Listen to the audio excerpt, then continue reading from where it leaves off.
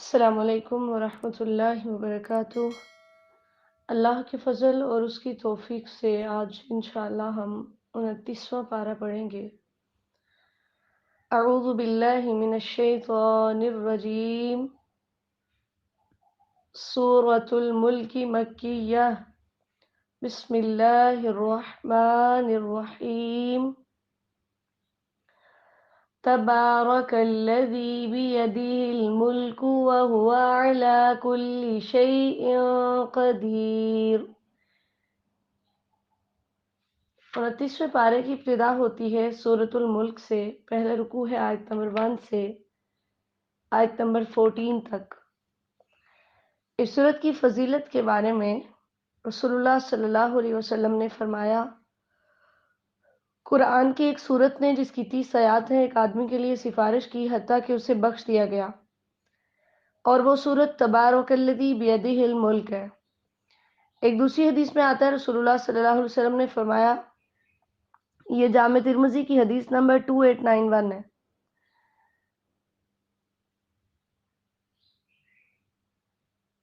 قرآن کی ایک سورت نے جس کی صرف 30 آیات ہیں اپنے پڑھنے والے کی طرف سے جھگڑا کیا حتیٰ کہ اسے جنت میں داخل کروا دیا، اور وہ سورت تبارکہ ہے۔ صحیح الجامع الصغیر کی حدیث نمبر 3644 صحیح حدیث ہے۔ حضرت عبداللہ بن مسعود رضی اللہ تعالیٰ عنہ سے روایت ہے، نبی اکرم صلی اللہ علیہ وسلم سوتے نہیں تھے حتیٰ کہ الف لام میم تنزیل الکتاب یعنی سورہ سجدہ جو 21ویں پارے میں آتی ہے اور تبارک الذی بیدہ الملک پڑھتے۔ سلسلہ حدیث صحیحہ کی حدیث نمبر 1140 ہے۔ تو یہاں سے اس سورت کی اہمیت کا پتہ چلتا ہے، تو لازمی طور پہ عشاء کی نماز کے بعد اس سورت کا اہتمام کرنا چاہیے۔ تبارکہ ہم نے پہلے بھی پڑھا تھا کہ بارکہ کا مطلب ہوتا ہے زیادہ ہونا اور بڑا ہونا، یعنی تبارکہ سے مراد کہ وہ خیر اور بھلائی میں پوری کائنات سے بڑھا ہوا ہے اور وہ ہر چیز پہ قادر ہے، کیونکہ ہر طرح کی بادشاہت اس کے پاس ہے، اور پھر موت و حیات کا مالک بھی وہ ہے۔ یہاں پر اللہ تعالیٰ نے ہماری تخلیق کا مقصد بتایا ہے کہ لِیَبْلُوَکُمْ أَیُّکُمْ أَحْسَنُ عَمَلًا۔ اللہ تعالیٰ نے انسان کو پیدا ہی اس لیے کیا ہے کہ وہ چیک کرے کہ ان میں سے اچھے اعمال کون کرتے ہیں۔ تو پتہ چلا کہ یہ دنیا دارالامتحان ہے، تو یہاں پر ہم صرف امتحان دینے آئے ہیں۔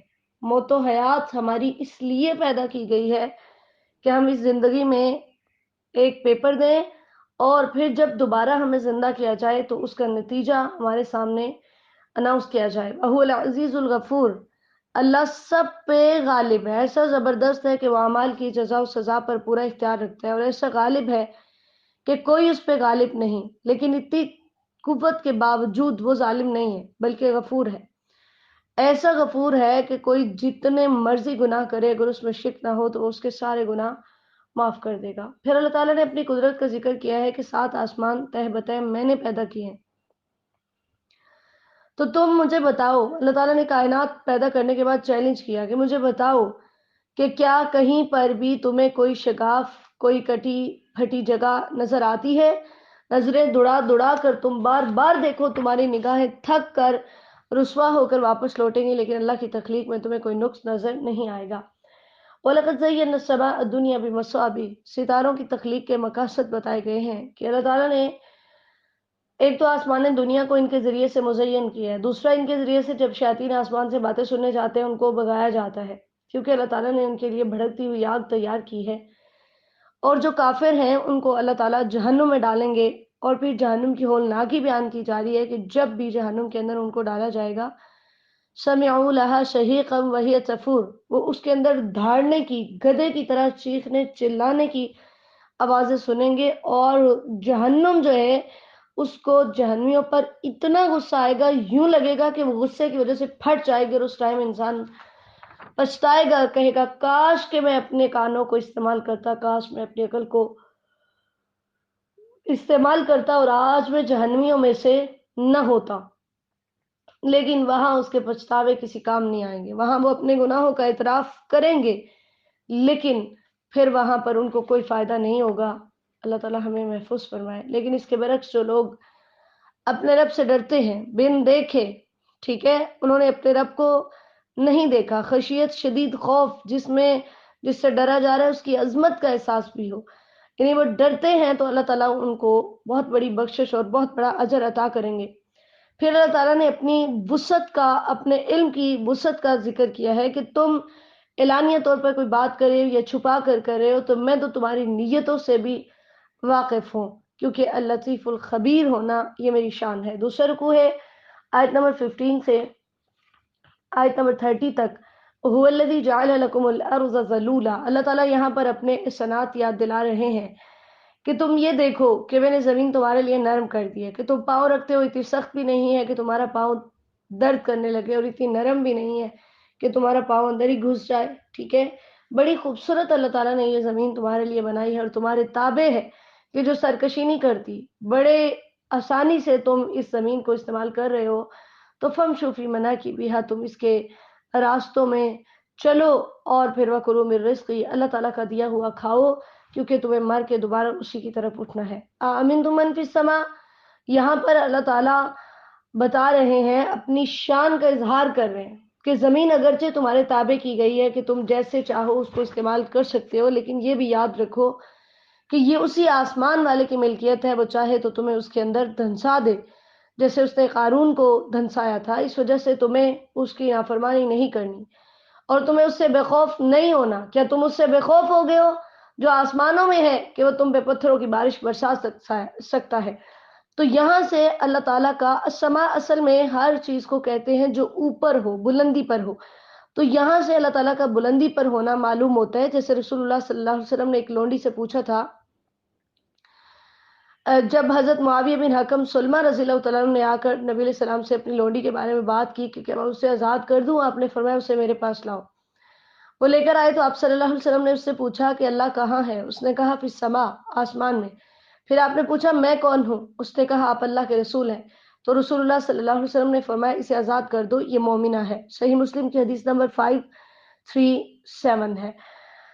تو رب العالمین نے اپنی ایک قدرت کا ذکر کیا کہ یہ پرندے جو فضاؤں میں اڑ رہے ہیں، ٹھیک ہے، کیونکہ جو بھی مادی چیز ہوتی ہے جو وزن رکھتی ہے وہ نیچے کی طرف جھکتی ہے، لیکن پرندے وزن رکھنے کے باوجود فضا میں اٹھتے ہیں، کبھی انہوں نے اپنے پھل پر بکھیرے ہوتے ہیں، کبھی انہوں نے سکیڑے ہوتے ہیں، تو ان کو تھامنے والا صرف رحمان ہے، لیکن ان الکافرون الا فی غرور، کافر دھوکے میں پڑے ہوئے ہیں۔ اللہ تعالیٰ نے ان سے کچھ سوالات کیے ہیں کہ بتاؤ اللہ کے لشکر زیادہ ہیں یا تمہارے، اور یہ بتاؤ کہ جو اللہ تمہیں رزق دیتا ہے اگر اللہ تعالیٰ اس کو تھام لے، اس کو روک لے، تو دنیا کی کوئی طاقت ہے جو تمہیں رزق دے سکے؟ تو واقعی رسول اللہ صلی اللہ علیہ وسلم نے پھر ان کے لیے بد دعا کی اور اللہ تعالیٰ نے ان پہ قحط سالی مسلط کی۔ یہ اتنے واضح دلائل ہیں، اس کے باوجود بلجوا فی عتو ونفور، یہ اپنی سرکشی میں اور بدکنے میں اڑے ہوئے ہیں کہ یہ مانتے ہی نہیں ہیں۔ پھر اللہ تعالیٰ نے مثال بیان کی ہے کہ ایک ایسا شخص، یعنی مومن اور مشرک کی مثال ہے کہ ایک وہ شخص جو سیدھے راستے پر چل رہا ہے اور ایک وہ جو غلط راستے پر چل رہا ہے اور منہ کے بل چل رہا ہے، وہ اپنی منزل تک کیسے پہنچے گا؟ تو اصل تو انسان کی منزل جنت ہے، تو جب اس کی ڈائریکشن ہی درست نہیں ہوگی تو وہ جنت میں کبھی بھی نہیں جا سکے گا۔ جب اس کی ڈائریکشن ہی درست نہیں ہے تو وہ منزل تک کیسے پہنچے گا؟ آپ اس کی مثال یوں میپ سے سمجھیے کہ ہم کسی جگہ پر سفر کر رہے ہیں اور ہمیں راستہ نہیں پتا، ہم میپ پر جب تک ایگزیکٹ لوکیشن سیٹ نہیں کریں گے ہم وہاں تک نہیں پہنچ سکتے۔ تو بالکل ایسے ہی ہے کہ جب تک ہمارے پاس جنت تک پہنچنے کے لیے صحیح راستہ نہیں ہوگا ہم نہیں پہنچ سکیں گے۔ اللہ تعالیٰ فرماتے ہیں کہ ان سے پوچھئے، میں نے ہی تمہیں پیدا کیا تھا اور میں نے تمہیں کان، آنکھیں اور دل عطا کیے، لیکن تمہارا شکر بہت کم ہے۔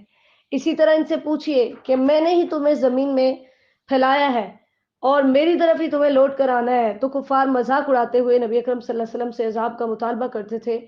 اللہ تعالیٰ نے فرمایا ان کو بتائیے کہ اس کا علم تو اللہ کے پاس ہے، میں تو صرف ڈرانے آیا ہوں، اور جب یہ اس عذاب کو دیکھیں گے پھر ان کے چہرے بگڑ جائیں گے، لیکن وہاں پر ان کو کوئی بھی بچانے والا نہیں ہوگا۔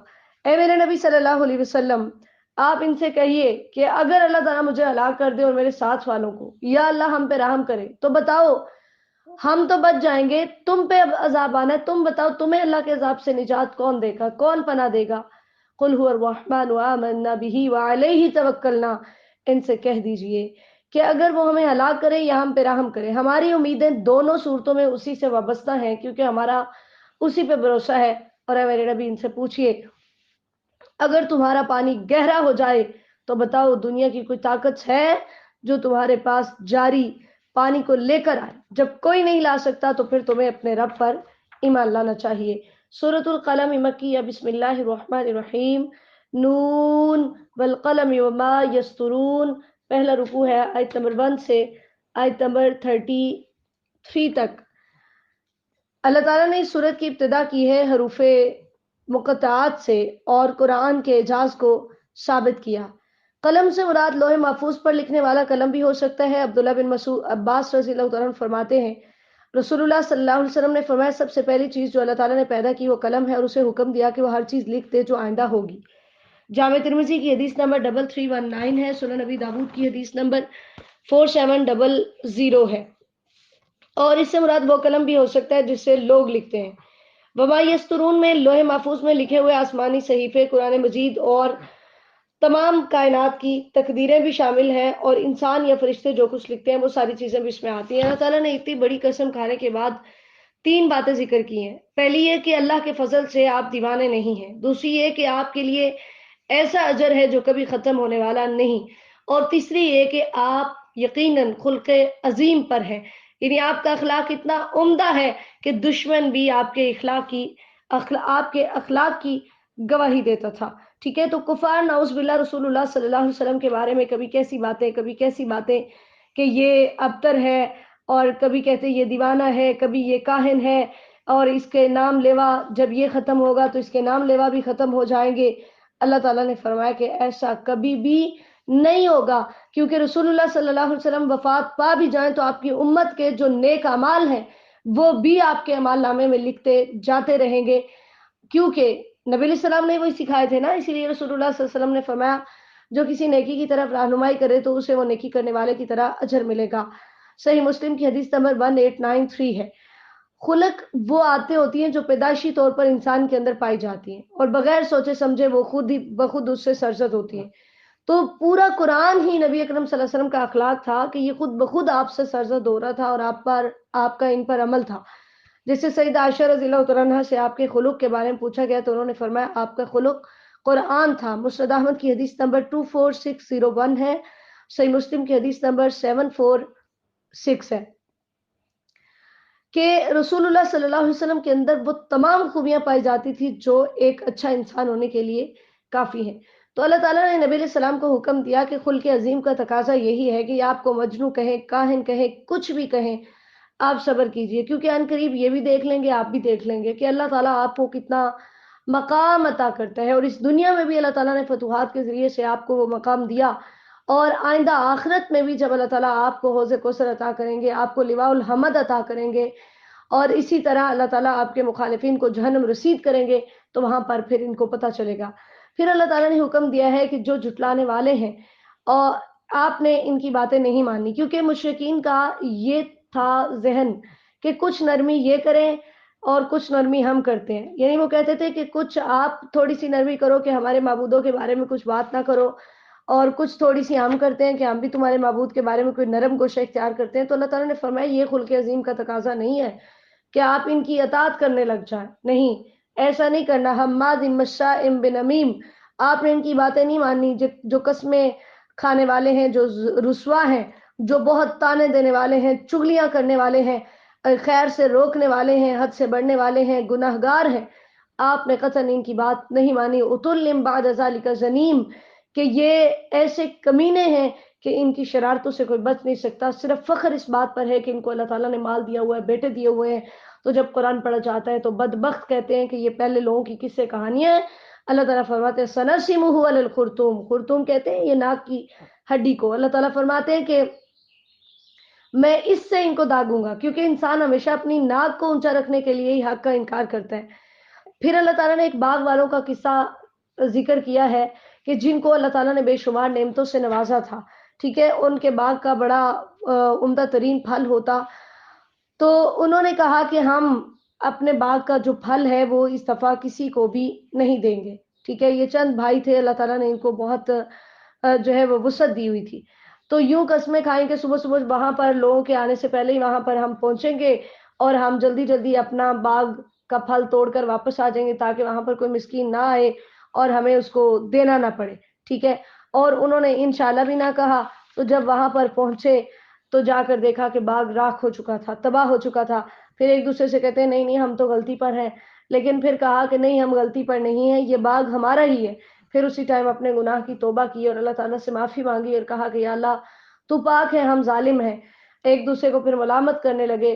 تو پھر اللہ سے دعائیں کرنے لگے کہ ہو سکتا ہے اللہ تعالیٰ ہمیں اس کے بدلے میں عطا کرے. تو اللہ تعالیٰ نے فرمایا کذالک العذاب، عذاب بھی یوں ہی ہوگا. یعنی اہل مکہ کو یاد دلایا جا رہا ہے کہ نعمت کی ناشکری پر عذاب اس طرح ہوتا ہے جس طرح باغ والوں پر عذاب آیا.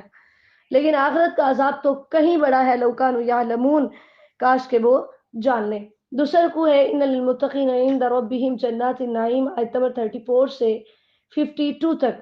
اللہ تعالیٰ نے فرمایا اس کے برعکس جو مومنین ہیں، جو اللہ تعالیٰ سے ڈرنے والے ہیں، جن کے دلوں میں اللہ کا خوف ہے کہ وہ اپنے مال کو اپنے رب کے راستے میں خرچ کرتے ہیں، تو اللہ تعالیٰ بھی ان کو نعمتوں والے باغات عطا کرے گا. افنجعل المسلمین کالمجرمین، مشرک کہتے ہوتے تھے کہ پہلے نمبر پہ تو ہم نے مرنا ہی نہیں ہے، لیکن اگر مرنا ہے اور مرنے کے بعد حساب و کتاب ہونا ہے تو پھر کہتے تھے کہ وہاں پر بھی ہم پہ ہی انعام و کرام کی بارش ہوگی. تو اللہ تعالیٰ نے فرمایا ان بدبختوں سے پوچھئے کیا کوئی ایسی کتاب موجود ہے جس کے اندر یہ بات تم نے پڑھی ہو، یا تم نے اللہ تعالیٰ سے کوئی عہد لیا ہوا ہے. ٹھیک ہے. ان سے پوچھئے کیا بات ہے، یہ تمہارے کیسے فیصلے ہیں، یا ان کے کوئی شریک ہے جو انہوں نے بنائے ہوئے ہیں، وہ آ کر ان کی ضمانت دیں کہ ہاں جو یہ بات کر رہے ہیں وہ درست ہے. اللہ تعالیٰ فرماتے ہیں ایسا نہیں ہے. جب روز قیامت پنڈلی سے کپڑا کھولا جائے گا تو پھر اس ٹائم ان کو سجدے کی طرف بلایا جائے گا، لیکن یہ طاقت نہیں رکھ رہے ہوں گے. اس سے مراد اللہ تعالیٰ کا اپنی پنڈلی کو ظاہر کرنا ہے کہ جس ٹائم قیامت والے دن نبی اکرم صلی اللہ علیہ وسلم نے فرمایا ہے ہمارا رب اپنی پنڈلی کھولے گا تو ہر مومن مرد اور مومن عورت اس کو سجدہ کریں گے، اور وہ شخص باقی رہ جائے گا جو دنیا میں دکھانے اور سنانے کے لیے سجدہ کرتا تھا. وہ سجدہ کرنا لگے گا تو اس کی پیٹھ ایک طبق ہو جائے گی، یعنی دوہری نہیں ہو سکے گی. صحیح بخاری کی حدیث نمبر 4919 ہے. ٹھیک ہے. تو وہاں پر وہ اللہ تعالیٰ کو سجدے کی طاقت نہیں رکھیں گے جو دنیا میں نماز نہیں پڑھتے تھے، یہ لوگوں کو دکھانے کے لیے وہ نماز پڑھا کرتے تھے. استغفر اللہ واتوب الیہ. اللہ تعالیٰ ہمیں محفوظ فرمائے. پھر اس کے بعد اللہ تعالیٰ فرماتے ہیں کہ اس دن نگاہیں جھکی ہوں گی اور ذلت نے ان کو ڈھانپا ہوگا، کیونکہ دنیا میں جب وہ صحیح سلامت تھے سجدے کی طرف بلایا جاتا تھا تو وہ سجدہ نہیں کرتے تھے. اللہ تعالیٰ نے نبی اکرم صلی اللہ علیہ وسلم کو بتایا کہ اگر جھٹلانے والوں کی سزا میں تاخیر ہو رہی ہے تو آپ فکر مت کریں، آپ ان کو ہمارے سپرد کر دیں، پھر ہم جانیں تو یہ جانیں. ٹھیک ہے. ہم ابھی تو ان کو ڈھیل دے رہے ہیں لیکن پھر ایک دم ہم ان کو پکڑیں گے. کیا آپ ان سے کچھ سوال کرتے ہیں کہ ان کا اسلام قبول نہ کرنے کا یہ عذر بھی ہو سکتا ہے کہ آپ ان سے کوئی اجرت مانگتے ہیں جو ان کے لیے ایک چٹی اور بوجھ ہے جس کی وجہ سے وہ اسلام کو قبول نہیں کر رہے، یا ان کے پاس کوئی علم غیب ہے کہ جس کے اندر لکھا ہوا ہے کہ ان کو ایمان لانے کی ضرورت ہی نہیں ہے، یا اس کے اندر لکھا ہوا ہے کہ آپ اللہ کے سچے نبی نہیں ہیں. فَاصْبِرْ لِحُکْمِ رَبِّکَ، نبی علیہ السلام کو حکم دیا کہ جیسے مچھلی والے یعنی یونس علیہ السلام نے صبر کیا تھا، آپ بھی اس طرح آپ نے صبر کرنا ہے. یونس علیہ السلام کی طرح نہیں ہونا کہ اللہ کا حکم آنے سے پہلے ہی وہ اپنی قوم کو چھوڑ کر چلے گئے. اللہ تعالیٰ فرماتے ہیں یہ تو ہماری اس پہ نعمت تھی کہ ہم نے اس کو بچا لیا، ورنہ لنبذ بالعراء وهو مذموم، کہ وہ ایک چٹیل میدان میں رکھا جاتا اور وہاں پر وہ مذمت کیا ہوتا. لیکن اللہ تعالیٰ نے ان کو چن لیا اور ان کو نیک بندوں میں شامل کیا. اسی لیے رسول اللہ صلی اللہ علیہ وسلم نے فرمایا کسی بندے کو لائق نہیں کہ وہ کہے کہ میں یونس بن متہ سے بہتر ہوں. اسی طرح اللہ تعالیٰ نے بتایا ہے کہ نبی علیہ السلام جب کفار کو اللہ کی آیات سناتے اور بت پرستی کی مذمت کرتے تو وہ سخت غصے میں آ جاتے تھے اور آپ کو گھور گھور کر دیکھتے تھے اور آپ کو دیوانہ قرار دیتے تھے. تو اللہ تعالیٰ نے اس بات کا تذکرہ کیا ہے کہ یہ آپ کو اپنی نظروں سے پھسلانا چاہتے ہیں، اس لیے آپ نے اپنے موقف سے نہیں ہٹنا، کیونکہ یہ قرآن جہان والوں کے لیے نصیحت ہے. آپ اس پہ قائم رہیے. سورۃ الحاقہ مکیہ. بسم اللہ الرحمن الرحیم. حاقہ کا مطلب یہ حق سے نکلا ہے جس کا مطلب ہے ثابت ہونا، واجب ہونا، یعنی اس سے مراد قیامت ہے جو کہ واقع ہو کر رہے گی. آیت نمبر 1 سے آیت نمبر 37 تک پہلا رکوع ہے. اللہ تعالیٰ نے قیامت کے بارے میں بتایا ہے اور پھر تجسس پیدا کیا ہے کہ آپ کو کس چیز نے معلوم کرایا کہ وہ حاقہ کیا ہے. پھر بتایا کہ وہ ہے جس کو قوم سمود نے اور قوم عاد نے جھٹلایا تھا. القاریہ یہ بھی قیامت کے ناموں میں سے ایک نام ہے الحاقہ، یہ بھی قیامت کے ناموں میں سے ایک نام ہے۔ اللہ تعالیٰ فرماتے ہیں جب قوم سمود نے جھٹلایا تھا تو ان کو ایک سرکش آواز نے ہلاک کر دیا، جب قوم عاد نے جھٹلایا تھا تو ان کو تند و تیز ہوا نے ہلاک کیا، جو ان کے اوپر مسلسل 7 راتیں اور 8 دن چلتی رہی تھی، جس نے ان کو یوں تباہ و برباد کیا کہ کأنہم اعجاز نخل خاویہ، کہ جیسے وہ کھوکھلی کھجور کے تنے ہوں۔ اسی وجہ سے رسول اللہ صلی اللہ علیہ وسلم نے خندق کے موقع پہ فرمایا کہ میری مدد صبا یعنی مشرق سے آنے والی ہوا کے ساتھ کی گئی، اور عاد کو دبور یعنی مغرب سے آنے والی ہوا کے ساتھ ہلاک کیا گیا۔ صحیح مسلم کی حدیث نمبر 9008، صحیح بخاری کی حدیث نمبر 3343 ہے۔ پھر اس کے بعد فرعون کا تذکرہ ہے اور قوم لوط کا تذکرہ ہے کہ انہوں نے بھی نافرمانی کی اپنے رسولوں کی، تو اللہ تعالیٰ نے ان کو پکڑا اور تباہ و برباد کر دیا۔ پھر نوح علیہ السلام کا تذکرہ ہے کہ ان کو اللہ تعالیٰ نے کشتی میں سوار کیا تاکہ اس کو ایک نصیحت بنائیں اور یاد رکھنے والے کان اس کو یاد رکھیں۔ پھر قیامت کے بارے میں آیت نمبر 13 سے 14 میں اللہ تعالیٰ نے بتایا ہے کہ جب سور میں ایک ہی دفعہ پھونکا جائے گا اور یہ زمین جو ہے اس کو اور پہاڑوں کو اٹھایا جائے گا اور دونوں آپس میں ٹکرا دیے جائیں گے۔ اسی وجہ سے نبی اکرم صلی اللہ علیہ وسلم نے فرمایا میں کیسے خوشحال رہوں جبکہ سور والا فرشتہ سور منہ میں لیے ہوئے اور کان لگائے ہوئے ہے اور پیشانی جھکا کر انتظار کر رہا ہے کہ اسے سور میں پھونکنے کا حکم کب ہوتا ہے تو وہ سور میں پھونکے۔ جامع ترمذی کی حدیث نمبر 2431 ہے۔ اس دن آسمان پھٹ جائے گا اور وہ کمزور ہو جائے گا۔ استغفر اللہ واتوب الیہ۔ اللہ اکبر کبیرہ۔ اور اس دن 8 فرشتے اللہ کے عرش کو اٹھائے ہوئے ہوں گے جو کہ میدان محشر میں تشریف لائیں گے، تو وہاں پھر 2 طرح کے لوگ ہوں گے۔ ایک وہ ہوں گے جن کو اعمال نامے ان کے دائیں ہاتھ میں ملیں گے، وہ خوشی خوشی سب لوگوں کو بلائیں گے کہ آؤ میرا اعمال نامہ پڑھو۔ وہ خوشحال زندگی میں بلند ترین جنتوں میں ہوں گے جہاں پر ان کو ہر من پسند چیز ملے گی، اللہم اجعلنا منہم۔ لیکن اس کے برعکس کچھ ایسے لوگ ہوں گے جن کے اعمال نامے انہیں بائیں ہاتھ میں ملیں گے، اور وہاں پر وہ پچھتائے گا، روئے گا، پیٹے گا، کہے گا کاش لم اوتا کتابیہ، کہ مجھے میرا اعمال نامہ نہ دیا جاتا، مجھے یہ نہ پتہ چلتا کہ میرا حساب کیا ہے، کاش موت کام تمام کرنے والی ہوتی کہ میں مرتا اور دوبارہ اٹھتا نہ، کہ میری دولت میرے کام نہیں آئی، میری بادشاہت میرے کام نہیں آئی۔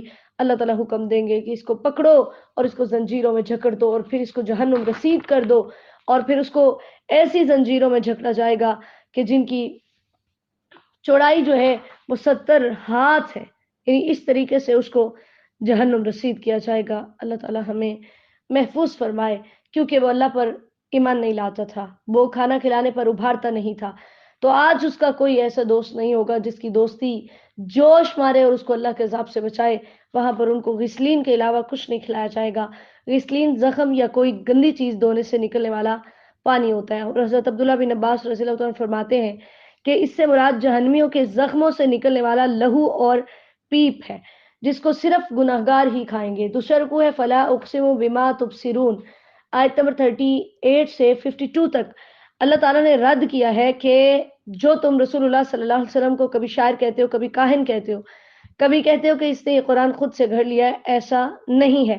اقسم بما تبصرون وما لا تبصرون، میں ان تمام چیزوں کی قسم کھاتا ہوں جن کو تم دیکھتے ہو، جن کو تم نہیں دیکھتے، کہ یہ ایک باعزت رسول کا کلام ہے، اس نے خود سے نہیں بنایا، یہ کسی شاعر کا کلام نہیں ہے۔ یہاں پر اللہ تعالیٰ نے قرآن کے اعجاز کو ثابت کرنے کے لیے یہ بتایا کہ یہ قرآن کا جو پیغام لے کر آتا ہے وہ معزز فرشتہ یعنی جبرائیل علیہ السلام ہے۔ اسی طرح یہ کسی شاعر کا قول نہیں ہے، یہ کسی کاہن کا قول نہیں ہے، بلکہ تنزیل من رب العالمین، یہ تو رب العالمین کی طرف سے اترا ہے۔ اللہ تعالیٰ فرماتے ہیں اگر تمہارا یہ دعویٰ ہے کہ نعوذ باللہ اس نے قرآن خود سے گھڑ لیا، اگر یہ بات ایسی ہوتی تو ہم دائیں ہاتھ سے اس کو پکڑتے، پہلے مکمل اس کو اپنی گرفت میں لیتے اور پھر اس کی رگ جان کو ہم کاٹتے تھے، اور ہم دیکھتے کہ تم میں سے کوئی ایسا بھی نہیں تھا جو اس کو ہم سے بچا سکتا۔ جب یہ معاملہ نہیں ہوا تو اٹس مین کہ یہ قرآن اللہ کی طرف سے آیا ہے، نبی علیہ السلام نے اس کو خود سے ایجاد نہیں کیا، بلکہ یہ متقین کے لیے نصیحت ہے اور کافروں کے لیے حسرت کا باعث ہوگا۔ وَإِنَّهُ لَحَقُّ الْيَقِينِ، یقین کے 3 درجے ہوتے ہیں۔ حق وہ ہوتا ہے جو حقیقت کے عین مطابق ہو، جو ثابت ہو، واقع کے عین مطابق ہو، اور یقین وہ بات جس میں کوئی شک نہ ہو۔ قرآن پاک میں یقین کے 3 درجے بیان ہوئے ہیں۔ ایک علم الیقین، یعنی وہ یقین جو خبر وغیرہ کے ذریعے سے معلوم ہو۔ دوسرا ہے عین الیقین، یعنی وہ یقین جو آنکھوں سے دیکھنے سے حاصل ہوتا ہے۔ اور تیسرا حق الیقین، یعنی وہ یقین جو کسی چیز کو خود استعمال کرنے سے حاصل ہوتا ہے۔ فسبح بسم ربک العظیم، نبی علیہ الصلوۃ والسلام کو حکم دیا گیا کہ یہ مانے یا نہ مانے، آپ اپنے عظمت والے رب کے نام کی تسبیح بیان کیجئے جس نے اس کلام کو اتارا۔ اسی وجہ سے رسول اللہ صلی اللہ علیہ وسلم سبحان ربی العظیم اور سبحان ربی الاعلیٰ کہتے۔ حضرت حذیفہ رضی اللہ تعالیٰ عنہ فرماتے ہیں کہ ایک دفعہ ایک رات رسول اللہ صلی اللہ علیہ وسلم کے ساتھ میں نماز پہ کھڑا ہو گیا۔ آپ نے ایک ہی رکعت میں سورہ بقرہ، سورہ نساء اور سورہ آل عمران پڑھی۔ حضرت حذیفہ رضی اللہ تعالیٰ عنہ فرماتے ہیں کہ آپ ٹھہر ٹھہر کر قرآن پڑھتے رہتے۔ جب آپ کسی ایسی آیت پر سے گزرتے جس میں تسبیح کا ذکر ہوتا تو آپ تسبیح پڑھتے، جب کسی سوال والی آیت پر سے گزرتے تو سوال کرتے، جب پناہ مانگنے کی آیت پر سے گزرتے تو پناہ مانگتے۔ پھر آپ نے رکوع کیا اور آپ سبحان ربی العظیم پڑھتے رہے اور آپ کا رکوع قیام کی طرح تھا۔ پھر آپ نے سمیع اللہ لمن حمیدہ کہا، پھر آپ رکوع کے قریب دیر تک کھڑے رہے، پھر آپ نے سجدہ کیا اور سجدہ میں سبحان ربی الاعلیٰ پڑھتے رہے۔ صحیح مسلم کی حدیث نمبر 772 ہے۔ اللہ تعالی ہمیں بھی ایسی نمازیں پڑھنے کی توفیق عطا فرمائے۔ سورۃ المعارج مکیہ، بسم اللہ الرحمن الرحیم۔ معارج عرج یا رجوع سے ہے چڑھنے کا آلہ، یعنی سیڑھی کو کہتے ہیں، اور المعارج سے مراد سیڑھیوں سے مراد آسمان ہیں، کیونکہ فرشتے آسمانوں پر چڑھتے ہوئے سدرۃ المنتہا کے پاس اللہ تعالیٰ کے ہاں پیش ہوتے ہیں۔ تو اللہ تعالیٰ فرماتے ہیں کہ ایک سوال کرنے والے نے آپ سے واقع ہونے والے عذاب کے بارے میں، یعنی قیامت کے بارے میں پوچھا، تو ان کافروں کو بتائیے کہ جب وہ واقع ہوگا پھر اس کو کوئی بھی ہٹا نہیں سکے گا۔ تعرج الملائکۃ والروح الیہ، یعنی وہ رب ایسا ہے جو آسمانوں پر ہے اور اس کی طرف فرشتے اور روح یعنی جبرائیل علیہ السلام چڑھتے ہیں۔ جبرائیل علیہ السلام بھی اس سے مراد ہے، روح سے مراد، اور روح سے مراد نیک لوگوں کی روحیں بھی ہیں جن کے بارے میں ہم نے پہلے بھی حدیث پڑھی ہے، اور اس دن کی مقدار 50,000 سال ہے کہ جس کے اندر اللہ تعالیٰ کی طرف فرشتے چڑھتے ہیں اور جا کر پھر اللہ تعالیٰ کے سامنے انسانوں کے اعمال پیش کرتے ہیں۔ اور دوسرا اس کا مطلب یہ ہے کہ وہ عذاب ایک ایسے دن میں واقع ہونے والا ہے جس کی مقدار 50,000 سال ہے، اور اس سے مراد قیامت کا دن ہے۔ اللہ تعالیٰ نے نبی علیہ السلام کو حکم دیا کہ آپ صبر جمیل اختیار کیجئے کہ جس کے اندر جزا و فضا نہ ہو، اور اس کے اندر چیخنا چلانا نہ ہو، شکوہ و شکایت نہ ہو۔ آپ وہ صبر کیجئے، کیونکہ یہ اس عذاب کو اور اس قیامت کو دور خیال کر رہے ہیں جبکہ ہم اس کو قریب دیکھ رہے ہیں۔ پھر قیامت کی کچھ ہولناکیاں بیان کی گئیں کہ جس دن آسمان پگھلے ہوئے تانبے کی طرح ہو جائے گا، پہاڑ دھنگی ہوئی روئی کی طرح ہو جائیں گے، اور اس دن کوئی بھی دلی دوست کسی دوست سے کچھ نہیں پوچھے گا، ٹھیک ہے۔ ہر کسی کو وہاں پر اپنی ہی جان کے لالے پڑے ہوں گے، اور وہاں مجرم چاہے گا کہ کاش وہ عذاب کے فدیے کے طور پر اپنے بیٹوں کو دے دے، اپنی بیوی کو دے دے، اپنے بھائی کو دے دے، اپنے اس خاندان کو دے دے جو اسے جگہ دیا کرتا تھا، اور زمین کی ہر چیز کو دے دے، ثم ینجی، پھر اسے اس عذاب سے نجات مل جائے۔ کیونکہ دنیا میں انسان اپنے انہی رشتوں کی وجہ سے اپنے رب سے دور بھاگتا ہے۔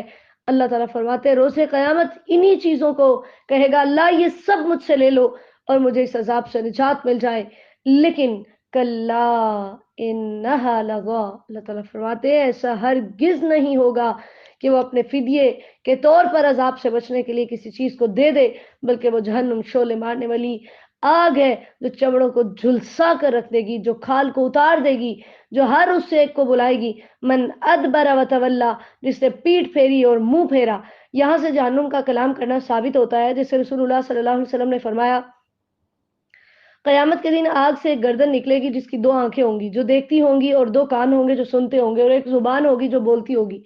وہ کہے گی مجھے 3 قسم کے آدمیوں پر مقرر کیا گیا ہے، ہر جبار عنید پر، نمبر 2 ہر اس شخص پر جو اللہ تعالیٰ کے ساتھ کسی اور کو معبود بنائے، اور نمبر 3 مصوروں پر۔ جامع ترمذی کی حدیث نمبر 2574 ہے۔ اللہ تعالیٰ فرماتے ہیں کہ یہ انسان کی نیچر ہے کہ وہ پیدائشی طور پر اس کے اندر یہ کمزوری رکھی گئی ہے کہ وہ بے صبرا ہے، تکلیف پہنچتی ہے تو گھبرا جاتا ہے، اور نعمت ملتی ہے تو پھر روک کر بیٹھ جاتا ہے، حقداروں کو ان کے حق نہیں دیتا۔ لیکن اللہ تعالیٰ فرماتے ہیں الا المصلین، مگر وہ جو نمازیں پڑھنے والے ہیں، یعنی جو مومن ہیں کہ وہ مصیبت پر صبر کرتے ہیں اور نعمت پر شکر کرتے ہیں، تو دونوں صورتوں میں صبر پاتے ہیں، دونوں صورتوں میں وہ اجر پاتے ہیں۔ اللہ تعالیٰ فرماتے ہیں الا المصلین، مگر جو نمازی ہیں وہ تھوڑ دلے نہیں ہیں، وہ مصیبت میں اور نعمت میں دونوں میں اپنے رب کو یاد رکھتے ہیں۔ اور وہ کون سے نمازی ہیں؟ ان نمازیوں کی اب خوبیاں بتائی گئی ہیں کہ جو اپنی نمازوں پر ہمیشگی کرتے ہیں، کیونکہ کبھی 1 پڑھ لی، کبھی 2 پڑھ لی، دل کیا تو پڑھ لی، دل کیا تو چھوڑ لی، تو یہ کوئی نماز نہیں ہے۔ اللہ تعالیٰ نے فرمایا کہ جو نمازوں پر ہمیشگی کرتے ہیں، اسی طرح ان کے مالوں کے اندر ان کے لیے بھی حصہ ہے، جو مانگتے ہیں اور جو نہیں مانگتے، پھر وہ قیامت کی تصدیق کرتے ہیں، وہ اپنے رب کے عذاب سے ڈرتے ہیں، وہ اپنی شرمگاہوں کی، اپنی عزتوں کی حفاظت کرتے ہیں، اور وہ اپنی امانتوں کی اور اپنے وعدوں کی پاسداری کرتے ہیں، کیونکہ اس کا کوئی ایمان نہیں جس کا عہد نہیں، ٹھیک ہے۔ اور پھر اسی طرح وہ اپنی گواہیوں پر قائم رہتے ہیں، یعنی وہ سچی گواہیاں دیتے ہیں اور گواہیوں کو چھپاتے بھی نہیں ہیں۔ اور پھر آخری خوبی، جیسے 18ویں پارے میں سورۃ المومنون میں بھی ہم نے پڑھا تھا کہ مومنین کی پہلی خوبی بھی نماز تھی اور آخری خوبی بھی نماز، یہاں بھی پہلی خوبی بھی یہی بتائیے کہ وہ اپنی نمازوں پر ہمیشہ کرتے ہیں، اور آخری خوبی بھی یہ ہے کہ والذین هم علی صلاتهم یحافظون، کہ وہ اپنی نمازوں کی حفاظت کرتے ہیں۔ نمازوں کی حفاظت سے مراد یہ ہوتا ہے کہ ان کے اوقات کا خیال رکھنا اور ان کو پوری شرائط کے ساتھ ادا کرنا، ان کے اراکین کو صحیح ادا کرنا، ٹھیک ہے۔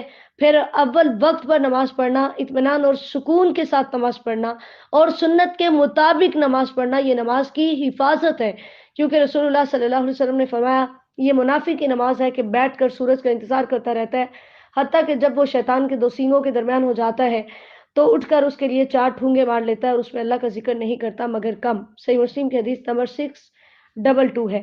تو اللہ تعالیٰ فرماتے ہیں جن کے اندر یہ خوبیاں ہیں یہ باعزت جنتوں میں داخل کیے جائیں گے۔ اللہ تعالیٰ ہمیں بھی ان میں شامل فرمائے۔ فَمَا لِلَّذِينَ كَفَرُوا قِبَلَكَ مُهْطِعِينَ، دوسرا رکوع ہے آیت نمبر 36 سے 44 تک۔ اللہ تعالیٰ فرماتے ہیں کہ ہرگز نہیں، جو یہ کہہ رہے ہیں ان کو ایسا نہیں کرنا چاہیے، ٹھیک ہے۔ یہ لوگ جنہوں نے کفر کیا ہے یہ آپ کی طرف دوڑتے ہوئے آتے ہیں دائیں اور بائیں طرف سے ٹولیاں بنا بنا کر، کبھی نبی علیہ الصلوۃ والسلام کو آ کر جھٹلاتے، کبھی آخرت کا انکار کرتے، کبھی آپ کا مذاق اڑاتے، کبھی کس طرح کہتے، کبھی کس طرح کہتے۔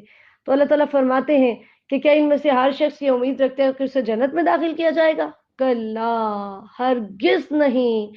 انا خلقناہم مما یعلمون، ہمیں پتہ ہے کہ ہم نے ان کو کس چیز سے پیدا کیا ہے، یعنی ایک حقیر چیز سے پیدا ہو کر اتنے بڑے بن رہے ہو کہ جنت میں داخل ہونے کو اپنا حق سمجھتے ہو؟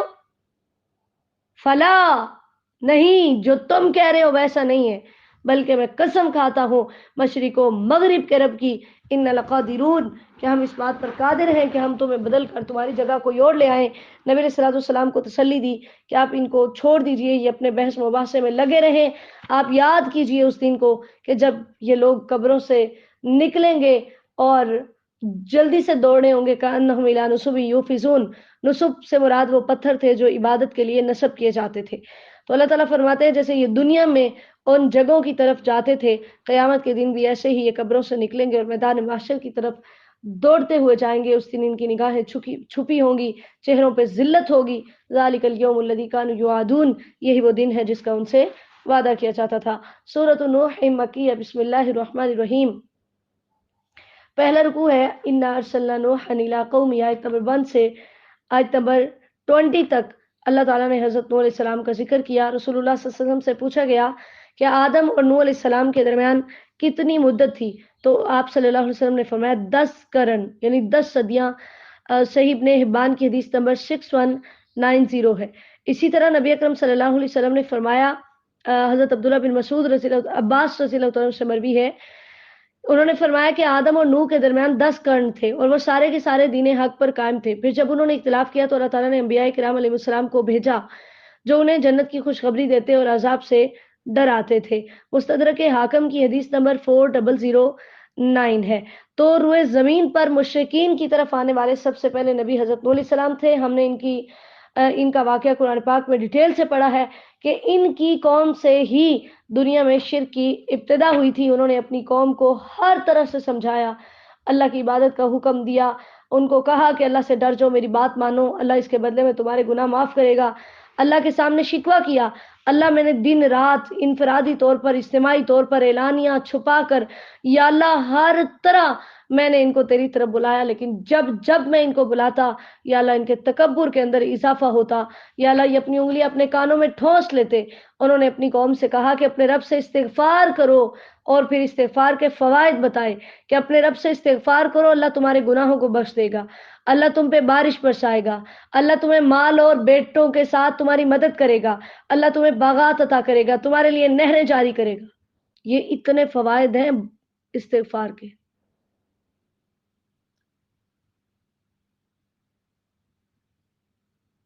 ہمیں بھی اس کو لازم پکڑنا ہے۔ ہم بھی چاہتے ہیں کہ اللہ ہمارے گناہوں کو بخش دے، ہم پہ بارشیں برسے، ہمارے مال میں اضافہ ہو، بیٹوں کی ضرورت ہے، ٹھیک ہے، باغات چاہیے، نہریں چاہیے، تو استغفار کیجیے۔ ایک ہی عمل ہے لیکن فوائد اتنے زیادہ ہیں۔ اللہ تعالیٰ ہمیں استغفار کرنے کی توفیق عطا فرمائے۔ ما لکم لا ترجون للہ وقارا، حضرت نوح علیہ السلام نے اپنی قوم کو کہا تمہیں کیا ہے کہ اپنے بتوں کی عظمت تو تمہارے دلوں میں بہت ہے، لیکن اللہ کی عظمت کا عقیدہ تم نہیں رکھتے، جس نے تمہیں کئی اتوار میں پیدا کیا، یعنی تم نطفہ تھے، پھر علقہ، پھر جمع ہوا خون، پھر ہڈیاں، پھر ان پر گوشت، کیسے تمہیں اللہ تعالیٰ نے تندرست کیا اور پھر تمہیں نکالا، کہ تم نہیں دیکھتے کہ اللہ تعالیٰ نے کیسے 7 آسمان تہ بتہ پیدا کیے، ان کے اندر ایک چاند، ایک سورج پیدا کیا، پھر اللہ نے زمین سے تمہیں اگایا، یعنی زمین سے اگانے سے مراد یہ ہے کہ ہر تمہاری ضرورت کی چیز زمین سے پیدا کی، پھر اسی کے اندر تمہیں لٹایا جائے گا اور اسی سے تم نکالے جاؤ گے۔ اللہ نے یہ زمین تمہارے لیے پھیلائی تاکہ تم اس کے راستوں پر چلو۔ اتنے اللہ کے احسانات استعمال کرنے کے بعد بھی تم اپنے رب کے ساتھ شرک کرتے ہو، تو قطعاً تمہیں ایسا نہیں کرنا چاہیے۔ دوسرا رکوع ہے آیت نمبر 22 سے، قال نوح ربی 21 سے، قال نوح ربی انہم عصونی واتبعوا من لم يزده ماله وولده الا خسارا، آیت نمبر 28 تک۔ نوح علیہ السلام نے اللہ تعالیٰ سے کہا کہ یا اللہ انہوں نے میری نافرمانی کی ہے، اور یہ ہر اس شخص کی بات مانتے ہیں کہ جس کے پاس مال اور اولاد ہے، اور وہ ان کو کہتا ہے کہ تمہیں بھی مال اور اولاد ملے گی۔ اس وجہ سے اللہ تعالیٰ فرماتے ہیں کہ انہوں نے جب ایسا کہا، اور پھر اتنے بدبخت تھے کہ 950 سال، آپ دیکھیے کتنی نسلیں آئی ہوں گی اور کتنی ختم ہوئی ہوں گی، لیکن ہر کوئی مرتے ہوئے اپنے پچھلوں کو یہ تاکید کر جاتا کہ جو مرضی ہو جائے تم نے اپنے معبود نہیں چھوڑنے۔ اور اپنے معبود کون سے تھے؟ حضرت عبداللہ بن عباس رضی اللہ عنہ فرماتے ہیں کہ نوح علیہ السلام کی قوم کے 5 لوگ تھے جن کے نام تھے ود، سوا، یغوس، یعوق اور نصر۔ جب وہ فوت ہو گئے تو شیطان نے ان کی قوم کے دلوں میں یہ بات ڈالی کہ جن مجلسوں میں وہ بیٹھتے تھے وہاں ان کے بت نصب کر دو اور ان کے وہی نام رکھ دو۔ چنانچہ انہوں نے ایسا ہی کیا تو اس وقت ان کی عبادت نہیں کی گئی، حتیٰ کہ جب وہ فوت ہو گئے اور کسی کو اس بات کا علم نہ رہا تو ان بتوں کی عبادت کرنے لگے۔ صحیح بخاری کی حدیث نمبر 4920 ہے۔ تو یہاں سے پتہ چلتا ہے کہ بت پرستی کی دنیا میں ابتدا بزرگ پرستی سے ہوئی تھی، اور دنیا میں شرک کی ابتدا بڑوں کی محبت میں غلوف سے ہوئی تھی، کہ اتنی ان سے محبت تھی کہ ان کے مجسمے بنا کر رکھ لیے۔ تو دنیا میں جو پہلا شرک ابھرا ہے وہ بھی صرف بزرگ پرستی کی وجہ سے۔ یہی وجہ ہے کہ آج بھی اللہ کے جو اولیاء ہیں ان کی توہین نہیں کر رہے، ٹھیک ہے، لیکن آج بھی درباروں پر جانا اور بزرگوں کے سامنے جھکنا اور یہ ساری چیزیں، چونکہ یہ شرک کے اڈے ہیں، اور یہی وہ شرک ہے جو نوح علیہ السلام کی قوم میں پایا جاتا تھا، اور یہی وہ شرک ہے جو آج ہمارے اندر پایا جاتا ہے۔ اللہ تعالیٰ ہمیں محفوظ فرمائے۔ تو یوں دنیا میں شرک کی ابتدا ہوئی تھی، اسی وجہ سے رسول اللہ صلی اللہ علیہ وسلم نے اپنی امت کو بچانے کے لیے شرک کا ہر دروازہ بند کیا۔ اور قبر پرستی کے فطرے کی ابتدا ہوتی ہے جب قبروں پر عمارتیں بنائی جاتی ہیں، اسی لیے رسول اللہ صلی اللہ علیہ وسلم نے حضرت علی رضی اللہ عنہ کے ذریعے سے یہ کام کروایا۔ حضرت ابو الحیاج ازدی رضی اللہ عنہ فرماتے ہیں کہ مجھے علی بن ابی طالب رضی اللہ عنہ نے فرمایا کیا میں تمہیں اس کام پر مقرر نہ کر کے بھیجوں جس پر مجھے رسول اللہ صلی اللہ علیہ وسلم نے مقرر کیا تھا؟ وہ یہ تھا کہ کوئی مورتی نہ چھوڑو مگر اسے مٹا دو، اور نہ کوئی اونچی قبر مگر اسے برابر کر دو۔ صحیح مسلم کی حدیث نمبر 969 ہے۔ تو اللہ تعالیٰ فرماتے ہیں کہ وہ بہت زیادہ ان کے گمراہ ہو گئے تھے، تو پھر اس کے بعد نوح علیہ السلام نے اللہ سے دعا کی، بد دعا کی اپنی قوم کے لیے۔ جب اللہ نے ان کو بتا دیا کہ اب کوئی بھی ایمان نہیں لائے گا تو کہا یا اللہ روئے زمین پر کفار کا ایک گھر بھی نہ چھوڑنا کہ اگر تو چھوڑے گا تو آئندہ جو ان کے بچے پیدا ہوں گے وہ بھی کافر ہی ہوں گے، کیونکہ ہر کوئی مرتے ہوئے تو اپنی اولاد کو نصیحت کر جاتا کہ اپنے ان معبودوں پہ ڈٹ کے رہنا، اور پھر اللہ سے دعا کی اللہ مجھے اور میرے والدین کو بخش دے اور ہر اس شخص کو بخش دے جو ایمان لا کر میرے گھر میں داخل ہوا، چاہے وہ مرد ہے یا عورت ہے، ولا تزید الظالمین الا تبارا، اور اے اللہ ظالموں کو ہلاکت کے علاوہ کسی چیز میں نہ بڑھا۔ تو یہاں سے پتہ چلا کہ حضرت نوح علیہ السلام کے والدین جو ہیں وہ مومن تھے، اسی لیے انہوں نے ان کے لیے بخشش کی دعا کی۔ سورۃ الجن مکیہ، بسم اللہ الرحمن الرحیم، پہلا رکوع ہے قل اوحی الی انہ استمع نفر من الجن، آیت نمبر 1 سے آیت نمبر 19 تک۔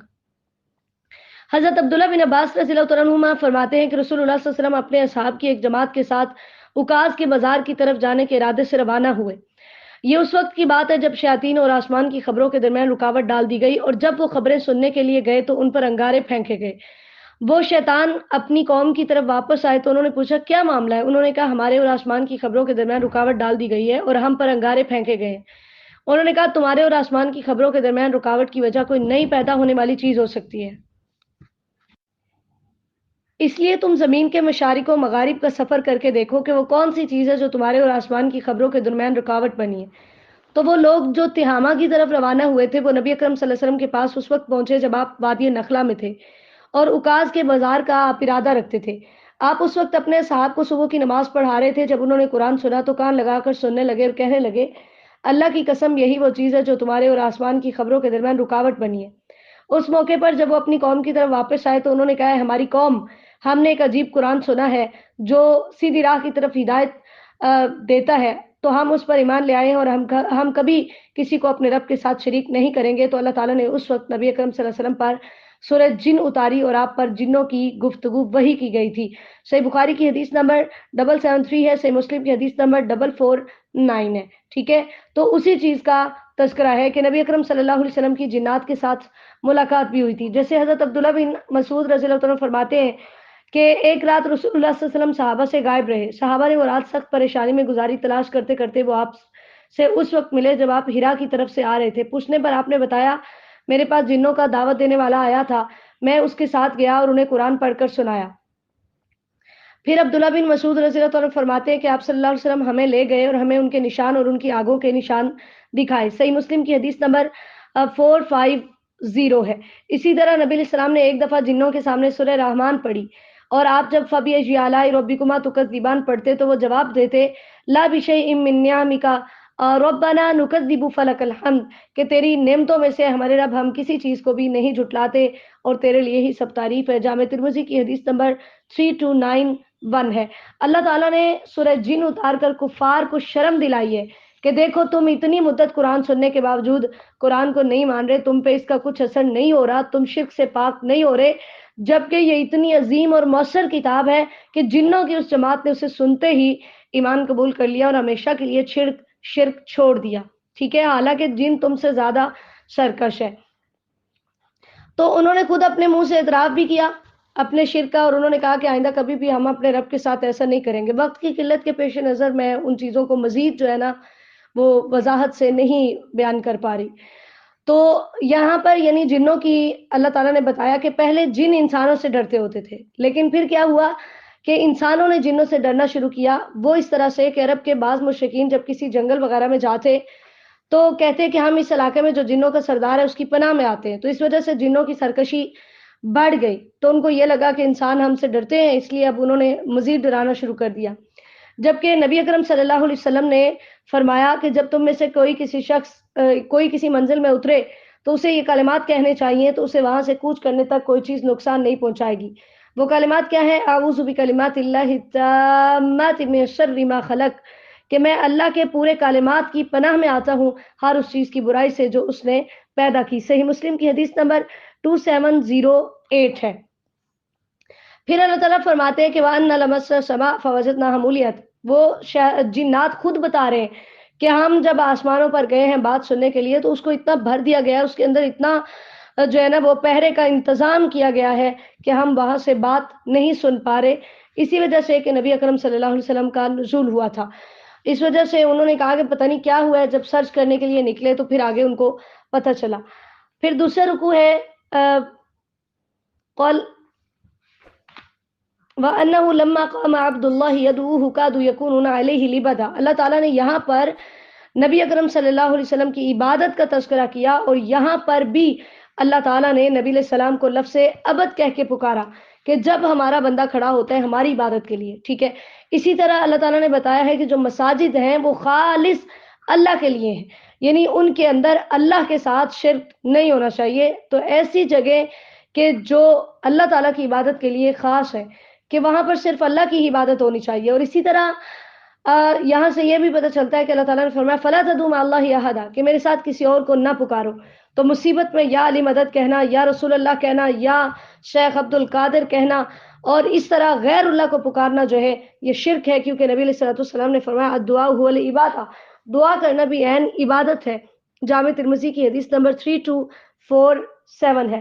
پھر دوسرا رکوع ہے قل انما ادعو ربی ولا اشرک به احد، آیت نمبر 20 سے آیت نمبر 28 تک، کہ نبی اکرم صلی اللہ علیہ وسلم کو اللہ تعالیٰ نے لفظ کل کے ذریعے سے حکم دیا کہ آپ ان سے کہہ دیجئے کہ تمہیں میرے توحید کے اعلان سے جتنی مرضی تکلیف ہو، میں پھر بھی اپنے رب کو پکاروں گا اور اس کے ساتھ کسی کو شریک نہیں ٹھہراؤں گا.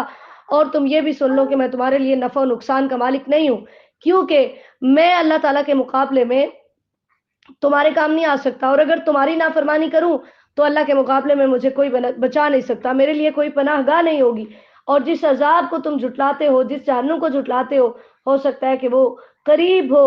عالم الغیب فلا یظہر علی غیبہ احدا، وہ عالم الغیب ہے، وہ اپنے غیب کی اطلاع کسی کو نہیں دیتا. ہاں اپنے رسولوں میں سے اگر اس نے کسی کو کوئی پیغام پہنچانا ہو تو بذریعہ وحی وہ غیب کی وہ بات اس کو بتاتا ہے تاکہ وہ اس کے بندوں تک پہنچا دے. اللہ تعالیٰ فرماتے ہیں اور پھر میں نے انبیاء کرام علیہ الصلوۃ والسلام کے اوپر بھی پہرے کا ایک کڑا سسٹم رکھا ہوا ہے کہ جس سے میں یہ معلوم کروں کہ کیا انہوں نے اپنے رب کا پیغام پہنچا دیا ہے. وَأَحَاطَ بِمَا لَدَيْهِمْ وَأَحْصَىٰ كُلَّ شَيْءٍ عَدَدًا، اللہ تعالیٰ نے ہر چیز کو گن گن کر شمار کر رکھا ہے. سورۃ المزمل مکیہ، بسم اللہ الرحمن الرحیم.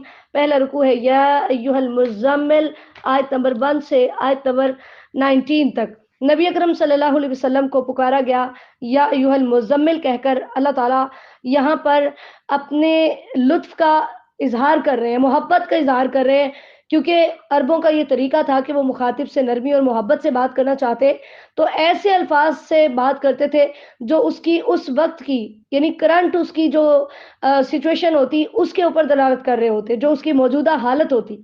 جیسے حضرت علی رضی اللہ عنہ ایک دفعہ مسجد پر میں لیٹے ہوئے تھے زمین پر، تو نبی علیہ السلام نے کہا کم ابا تراب، اے ابو تراب یعنی مٹی کے باپ کھڑے ہو جاؤ. سے بخاری کی حدیث نمبر 441 ہے.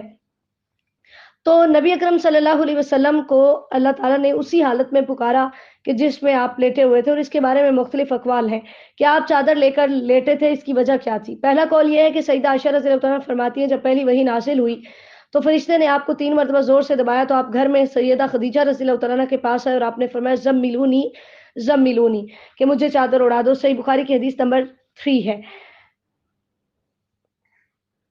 اور جب دوسری وحی نازل ہوئی تھی تو اس ٹائم بھی آپ نے فرمایا دسیرونی دسیرونی، تو اس ٹائم بھی جو ہے وہ آپ کے اوپر چادر اڑائی گئی ہے. صحیح بخاری کی حدیث نمبر 4 ہے. اور اسی طرح ایک قول یہ بھی ہے کہ اللہ تعالیٰ نے فرمایا چادر میں لپٹ کر سونے والے، اب سستی اور سونے کا وقت ختم ہوا، اب آپ اٹھیے اور رات کو قیام کیجیے. تیسرا قول یہ ہے کہ قریش مکہ دار الندوہ کے اندر جمع ہوئے اور نبی علیہ السلام کے لیے کوئی ایسا نام ایجاد کرنے لگے جسے سن کر لوگ آپ کے پاس آنے سے باز رہے. کسی نے کہا اس کو کاہن کہتے ہیں، کسی نے کہا نہیں نہیں یہ نام صحیح نہیں ہے، اس کو دیوانہ کہتے ہیں، کسی نے کہا نہیں نہیں جادوگر کہتے ہیں. یوں ایسی باتیں کر کے وہ چلے گئے. نبی علیہ السلام کو جب یہ باتیں پتہ چلی آپ بہت زیادہ پریشان ہوئے، تو غم کی حالت میں آپ چادر لے کر لیٹ گئے. تو اس وقت اللہ تعالیٰ نے یا ایھا المزمل یعنی محبت کا اظہار کرتے ہوئے آپ کو ان کلمات کے ساتھ اس حالت میں آپ کو پکارا جس حالت میں آپ لیٹے تھے، اور اللہ تعالیٰ نے فرمایا کہ اب آپ اٹھیے اور رات کو قیام کیجیے. یعنی تھوڑی سی رات چھوڑ کر باقی پوری رات آپ نے قیام کرنا ہے، یا رات کا آدھا حصہ جو ہے وہ آپ نے قیام کرنا ہے. اور پھر اس کے ساتھ اللہ تعالیٰ نے یہ بتایا ہے کہ قرآن کو آپ نے ٹھہر ٹھہر کر پڑھنا ہے، یعنی ترتیل کے ساتھ پڑھنا ہے. تو یہاں سے تہجد کی فضیلت کا پتہ چلتا ہے، کیونکہ نبی اکرم صلی اللہ علیہ وسلم نے فرمایا فرض نماز کے بعد سب سے افضل نماز رات کی ہے. صحیح مسلم کی حدیث نمبر 1163 ہے. اور پھر اللہ تعالیٰ نے نبی علیہ الصلوۃ والسلام کو یہ بھی یعنی بتایا کہ ایسا شخص جو 10 آیات کے ساتھ قیام کرے، ٹھیک ہے، یعنی یہ تہجد کی فضیلت ہے. یہ نبی علیہ السلام پر بھی فرض نہیں تھی اور امت پر بھی یہ فرض نہیں ہے. ہاں اس کی فضیلت بہت زیادہ ہے، اور اللہ تعالیٰ نے آپ کے اوپر جو وحی کی ذمہ داری ڈالنی تھی اس کی وجہ سے اللہ تعالیٰ نے آپ کو تہجد پڑھنے کا حکم دیا. جیسے یہاں پر آتا ہے کہ ان سنلقی علیک قولا ثقیلا، کہ ایک بھاری بات ہم آپ کے اوپر ڈالنے والے ہیں. چونکہ رات کا اٹھنا بھی ایک بہت ہی جگرے کا کام ہے، تو اس وجہ سے آپ کو جو ہے آپ رات کو اٹھیے اور قیام کیجئے. نبی اکرم صلی اللہ علیہ وسلم نے فرمایا جو شخص 10 آیات کے ساتھ قیام کرے وہ غافلین میں سے نہیں لکھا جاتا، اور جو 100 آیات کے ساتھ قیام کرے وہ قانتین یعنی عبادت گزاروں میں لکھا جاتا ہے، اور جو 1000 آیات کے ساتھ قیام کرے وہ خزانے والوں میں لکھا جاتا ہے. سنن نبی داؤد کی حدیث نمبر 1398 ہے. اسی طرح حدیث میں آتا ہے کہ رب تعالیٰ بندے کے سب سے زیادہ قریب رات کے آخری حصے میں ہوتا ہے. اگر تو یہ کر سکے تو اس وقت اللہ کا ذکر کرنے والوں میں سے ہو تو یہ کام کر. جامع ترمذی کی حدیث نمبر 3579 ہے. تو وہی کا بوجھ ڈالنے کی وجہ سے اللہ تعالیٰ نے پہلے آپ کو تیار کیا ہے مینٹلی طور پہ کہ آپ کے اندر یہ طاقت پیدا ہونی چاہیے کہ آپ قرآن پاک پر غور و فکر کریں اور اس ٹائم پڑھیں کہ جب دنیا کے کوئی مشاغل نہ ہو. کیونکہ دن ٹائم آپ کی ایک لمبی مصروفیت ہوتی ہے کہ آپ نے لوگوں کو تبلیغ بھی کرنی ہوتی ہے، آپ مہمان نواز بھی تھے، پھر آپ کو ذریعہ معاش کی بھی فکر تھی، مسلمانوں کے معاملات بھی آپ نے دیکھنے ہوتے تھے، جہاد پہ بھی جانا ہوتا تھا. تو اس وجہ سے رات کا وقت جو تھا وہ ایسا تھا کہ جس میں آپ ڈائریکٹ اللہ تعالیٰ کے ساتھ کلام کر سکتے تھے. وَاذْكُرِ اسْمَ رَبِّكَ وَتَبَتَّلْ إِلَيْهِ تَبْتِيلًا، اللہ تعالیٰ فرماتے ہیں آپ اپنے رب کے نام کا ذکر کیجئے اور ہر طرف سے منقطع ہو کر اللہ کی طرف متوجہ ہو جائیے. یہی وجہ تھی کہ نبی اکرم صلی اللہ علیہ وسلم ہر حالت میں اللہ تعالیٰ کا ذکر کرتے تھے. صحیح مسلم کی حدیث نمبر 373 ہے. اللہ تعالیٰ نے پھر نبی علیہ السلام کو صبر کی تلقین کی ہے کہ جو بھی یہ کہہ رہے ہیں آپ اس پہ صبر کیجئے اور مجھے اور جھٹلانے والوں کو چھوڑ دیجئے.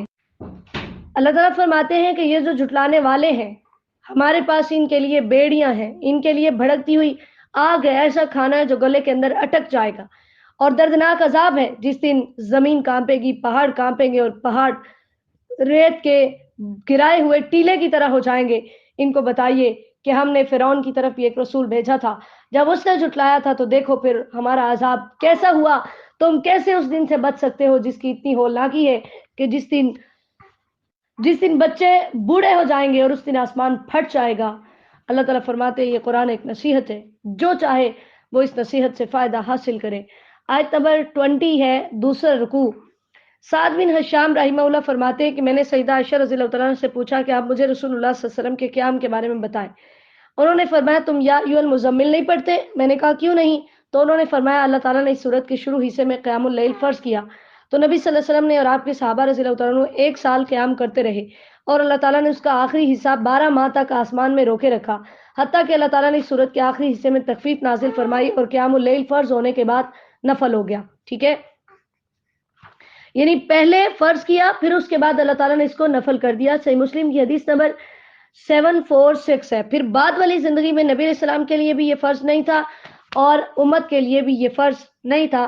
تو اللہ تعالیٰ نے اس میں تخفیف کی وجوہات بتائی ہیں کہ آپ کے لیے یہ تخفیف اس لیے کر رہے ہیں کہ ہمیں پتہ ہے کہ کچھ ایسے لوگ ہیں کہ جو مریض ہیں، کچھ ایسے ہیں جنہوں نے زمین میں سفر کرنا ہوتا ہے تجارت کے لیے، جہاد کے لیے. ٹھیک ہے، تو اس وجہ سے ہم آپ کے اوپر تخفیف کر رہے ہیں. فَاقْرَؤْا مَا تَيَسَّرَ مِنَ الْقُرْآنِ، آپ کے لیے جتنا آسان ہو آپ اتنا قرآن پڑھ لو. یہاں پر قرآن سے مراد قرات ہے. سورہ فاتحہ تو پڑھنی ہی پڑھنی ہے، کیونکہ رسول اللہ صلی اللہ علیہ وسلم نے فرمایا جو شخص سورہ فاتحہ نہ پڑھے اس کی نماز ہی نہیں ہے. صحیح بخاری کی حدیث نمبر 756 ہے. صحیح مسلم کی حدیث نمبر 394 ہے. ہاں اگر کسی شخص کو سورہ فاتحہ بھی نہیں آتی تو وہ سبحان اللہ والحمد للہ ولا الہ الا اللہ واللہ اکبر ولا حول ولا قوۃ الا باللہ العلی العظیم پڑھتا رہے اور رکوع میں چلا جائے. سنن نبی داؤد کی حدیث نمبر 832 ہے.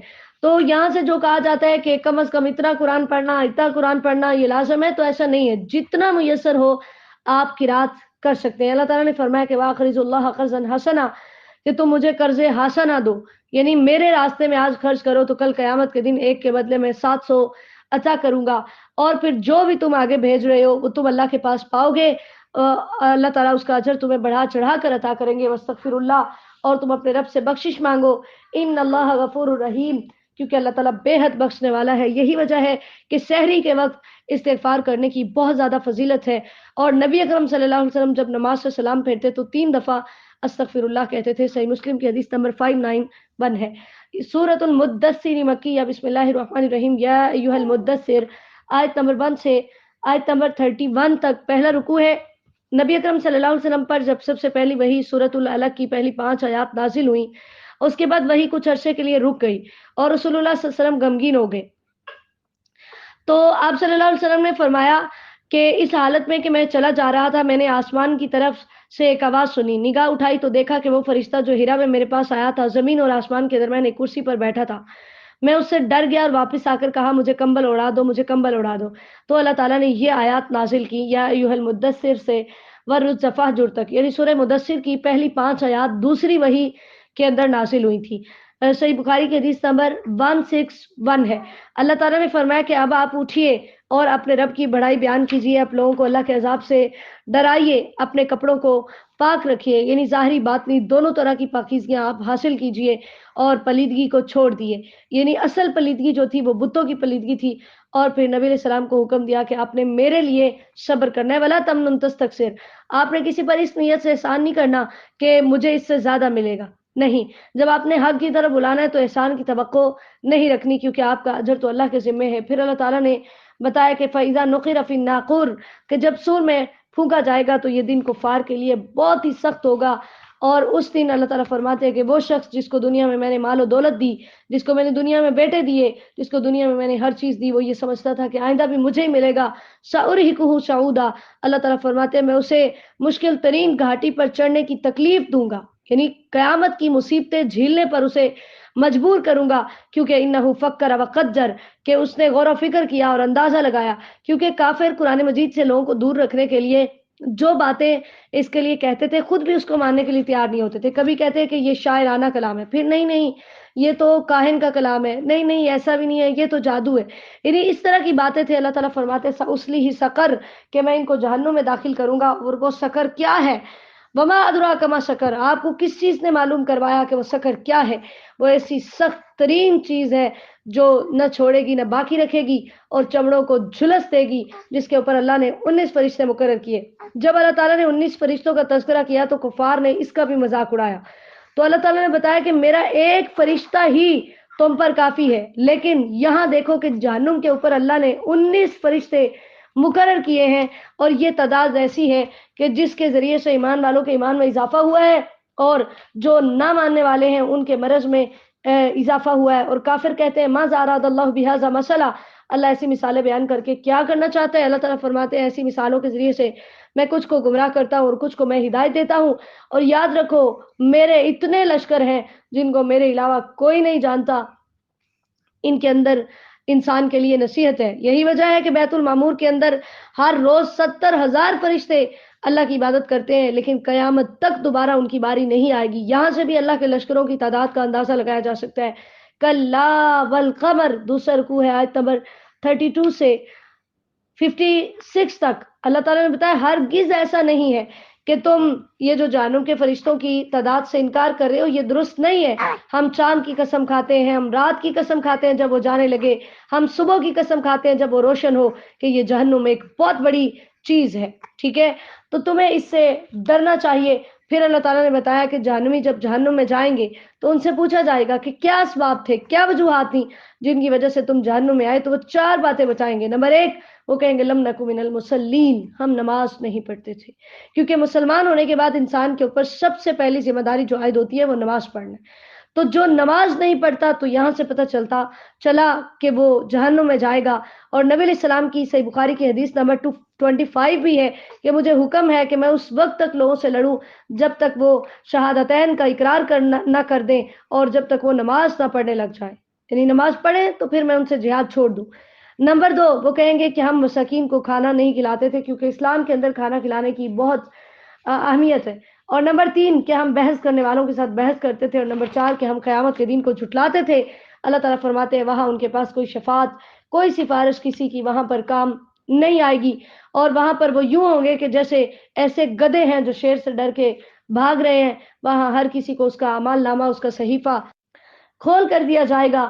اللہ تعالیٰ فرماتے ہیں سنو یہ ایک نصیحت ہے، آج بھی کوئی اس سے نصیحت حاصل کرنا چاہے تو کر لے، لیکن وما یذکرون الا ان یشاء اللہ، کہ وہ نصیحت حاصل نہیں کریں گے مگر یہ کہ اللہ چاہے، کیونکہ اللہ تعالیٰ نے انسان کو اختیار دیا ہوا ہے کہ وہ چاہے تو نیکی کے راستے پر چلے، چاہے تو وہ برائی کے راستے پر چلے. ہوا اہل التقوی و اہل المغفرہ، اللہ ہی اس لائق ہے کہ اس سے ڈرا جائے اور اس سے بخشش مانگی جائے. سورۃ القیامت مکیہ. بسم اللہ الرحمن الرحیم. پہلا رکوع ہے لا اقسم بیوم القیامہ. آیت نمبر 1 سے آیت نمبر 30 تک اللہ تعالیٰ نے لا کے ذریعے سے رد کیا کہ تم قیامت کا انکار کر رہے ہو، یہ بات غلط ہے، ایسا نہیں ہونا چاہیے.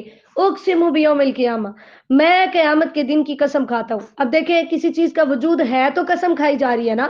تو منکرین کو اللہ تعالیٰ بتا رہے ہیں کہ قیامت سے ہے اس لیے میں اس کی قسم کھا رہا ہوں، تو تم اس کا انکار نہ کرو. ولا اقسم بالنفس اللوامہ، اسی طرح میں نفس لوامہ کی قسم کھاتا ہوں. نفس لوامہ وہ نفس ہے جو انسان کو برائی پر ملامت کرتا ہے. اللہ تعالیٰ نے فرمایا انسان کیا سمجھتا ہے کہ ہم اس کی ہڈیوں کو اکٹھا نہیں کریں گے، ہم تو اس کے پور پور کو اکٹھا کرنے پر قادر ہیں. بلکہ انسان یہ سمجھتا ہے کہ وہ اپنے آگے گناہ بھیجے. قیامت کی ہولناکی کا تذکرہ ہے کہ جب چاند اور سورج کو اکٹھا کیا جائے گا. رسول اللہ صلی اللہ علیہ وسلم نے فرمایا قیامت کے دن سورج اور چاند لپیٹے ہوئے ہوں گے. صحیح بخاری کی حدیث نمبر 3200 ہے. پھر اس دن انسان کہے گا کہ ہائے میرے پاس بھاگنے کی کوئی جگہ ہے، لیکن وہ بھاگ کر کہیں بھی نہیں جا سکے گا. وہاں انسان کو اس کے اگلے پچھلے تمام اعمال کی خبر دی جائے گی.